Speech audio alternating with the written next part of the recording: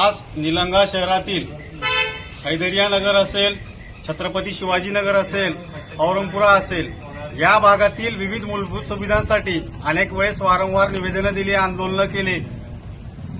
त्यावर काही कारवाई झाली नाही. 14 तारखेला आमरण उपोषण आम्ही पुकारलं होतं. त्यामध्ये अपंग माणूस, जे 2-3 वेळेस भिक्षा मागून खाणारा माणूस, दोन्ही पाय त्याचे चलत नाहीत, त्याच्या 2 वैसाकी आहेत, एक वैसाकी मधी गेली तर दुसऱ्याहून तो पडतो, त्याच्या पायाला जखम झाली. दिखावतो जखम तुम्हाला, मारहाण असं मार लागलेला आहे, एवढी जखम झालेली आहे. अशी अवस्था नगरपालिकेची झाली आहे. वारंवार सांगून बोलून फक्त असं म्हणण्यात येतं की बजेट निधी मंजूर झालेला आहे. ते थोडक्यात म्हणतात ना, लबाड्याचा उठून जेवल्याशिवाय खरी नाही, अशी अवस्था निलंगा नगरीची झाली आहे. कुणी वाली राहिलेला नाही, फक्त स्वतःला आपल्या राजकीय पोळ्या भाजायच्या आहेत. आपापल्या फक्त आमदारकी खासदारकी फिक्स करण्यासाठी बाकीचे सगळे हे कार्यक्रम चालू आहेत. हे माझ्या माता भगिनी कधी घरच्या बाहेर निघणार नाहीत. आज नाविलाज एखाद्यांच्या घरी पेशंट असलं तर ऑटोमध्ये येणार नाही, कोणती टू व्हीलर मध्ये येणार नाही, अशी अवस्था यांच्या घरासमोरली झाली. अख्खा पावसाळा संपत आला तरी मूलभूत सुविधा भेटत नाहीत.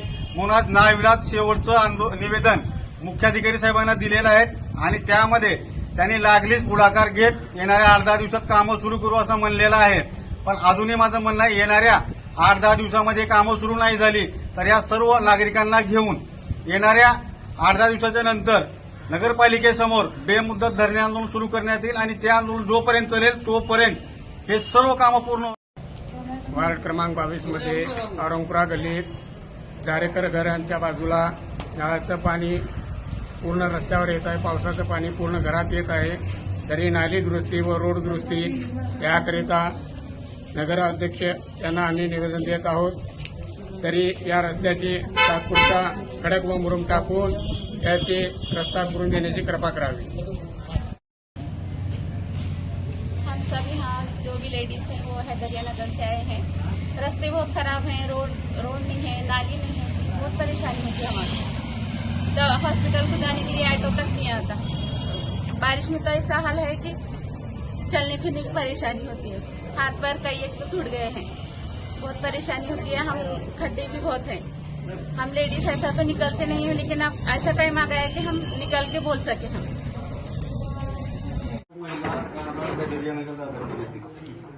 आणि मग अशी तिथला बोर्डचा विषय म्हणून असं झालं की त्या सुविधा द्यायच्या नाहीत.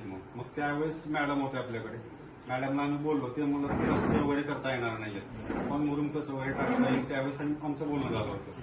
आता आपले झाडके साहेब आले, त्यांनाही काल परवा मी बोललो, पक्के रस्ते करता येणार नाहीत. तोही विषय कोर्टात चालू आहे. पण साहेब म्हणणं असं आहे की सध्या यांना चालता फिरता येत नाही. चुकून एखादं घरी डिलिव्हरीचं पेशंट असलं तर ऑटोमध्ये येऊ शकणार नाही, अशी अवस्था झाली. अशी दयनीय अवस्था एकदम.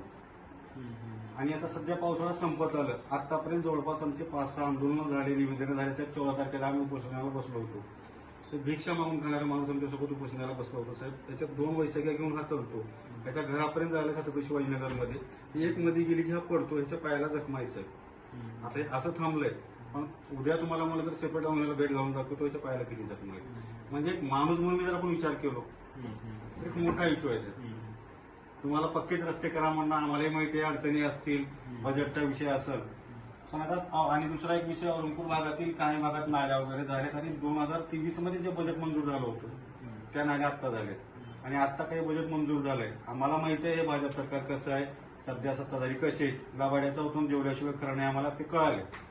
पण सध्या ह्या नागरिकांची अवस्था अशी झाली साहेब, तिथं प्रार्थना स्थळ आहेत, मस्जिद वगैरे. आणि आमच्या मुस्लिम धर्मात नमाजला जाताना 5 वेळेस वजू करून आंघोळ करून जावं लागतं. एखादं घाण पाणी अंगावर आलं तर रिपीट जाऊन आंघोळ करावं लागतं, तोपर्यंत तुम्ही नमाज पडू शकत नाही. असे कडक नियम आहेत. पण जायला आम्हाला नाल्याच्या रस्त्याच्या पाण्यातून जावं लागेल. अशी अवस्था झालेली आहे या रस्त्याची अवस्था. सर अशी औरंगपूरमध्ये समजा बाजारचं पाणी औरंगपूरमध्ये येतं. आणि सर म्हणायचं तात्पर्य एवढं होतं की आता सर्व नाल्याचं पाणी रस्त्यावर आहे. सगळ्याच्या भावना तीव्र आहेत. तुम्हाला भांडण्यासाठी आम्ही आलो नाही, तुम्हाला सांगण्यासाठी आलोय. आणि तुम्ही स्वतः म्हणलात काय आंदोलन करायच्या बद्दल मला बोला.